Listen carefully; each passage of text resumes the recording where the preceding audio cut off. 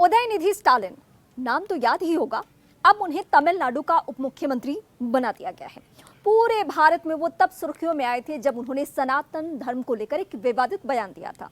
वो तमिलनाडु के मुख्यमंत्री एम.के. स्टालिन के बेटे हैं और डिप्टी सीएम से पहले वो राज्य में मंत्री भी रह चुके हैं।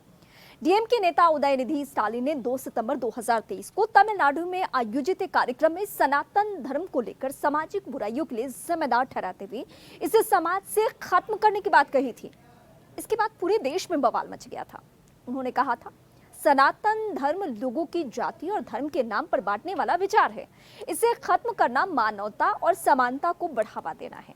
उन्होंने ये भी दोहराया, जिस तरह हम मच्छर, डेंगू, मलेरिया और कोरोना को खत्म करते हैं, उसी तरह सिर्फ सनातन धर्म का विरोध करना ही काफी नहीं है।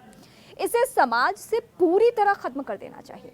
लेकिन बात यही सिर्फ खत्म नहीं होती। इससे पहले साल 2021 में वो सुर्खियों में आ गए। डीएमके के 2021 तमिलनाडु विधानसभा चुनाव अभियान के निर्णायक क्षणों में से एक लाल ईंट थी जिस पर एम्स लिखा हुआ था। पार्टी के युवा आइकॉन उदयनिधि स्टालिन द्वारा लहराई गई ईंट ने उनकी प्रतिद्वंदी अखिल भारतीय अन्ना द्रविड़ मुन्नेम कड़गम यानी एआईएडीएमके के मदुरई में एम्स अस्पताल के अधूरे वादे की ओर इशारा किया था। एआईएडीएमके बीजेपी सरकार की विफलताओं को उजागर करने वाले उदयनिधि के अभिनव अभियान ने मतदाताओं का ध्यान आकर्षित किया और चुनाव की दिशा बदल दी। इसने डीएमके में उदयनिधि के बढ़ते प्रभाव को भी मजबूत किया। इस बात को साबित करते हुए उदयनिधि ने हाथ में लाल ईंट लेकर तमिलनाडु के दक्षिणी इलाकों में प्रचार किया। उन्होंने कहा, 3 साल पहले मदुरई में एआईएडीएमके और बीजेपी ने एम्स अस्पताल का उद्घाटन किया था। क्या आपको याद है? मैं अस्पताल अपने साथ लाया हूं।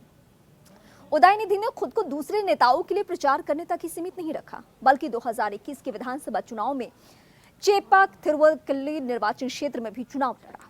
65,000 से ज्यादा वोटों के अंदर से जीत हासिल कर ली। उनकी जीत के बाद से ही डीएमके में उदयनिधि को मंत्री परिषद में शामिल करने की मांग उठ रही है। मांगों पर ध्यान देते हुए पार्टी ने उन्हें दिसंबर 2022 में उनके पिता सीएम एम.के. स्टालिन के नेतृत्व वाले तमिलनाडु मंत्रिमंडल में शामिल किया।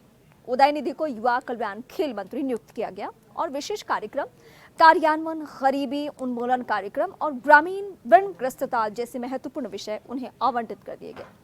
2024 के लोकसभा चुनावों से पहले उदयनिधि डीएमके के स्टार प्रचारक बन गए। पार्टी के वफादार समर्थकों ने उदयनिधि को चिन्नावर छोटा कहना शुरू कर दिया।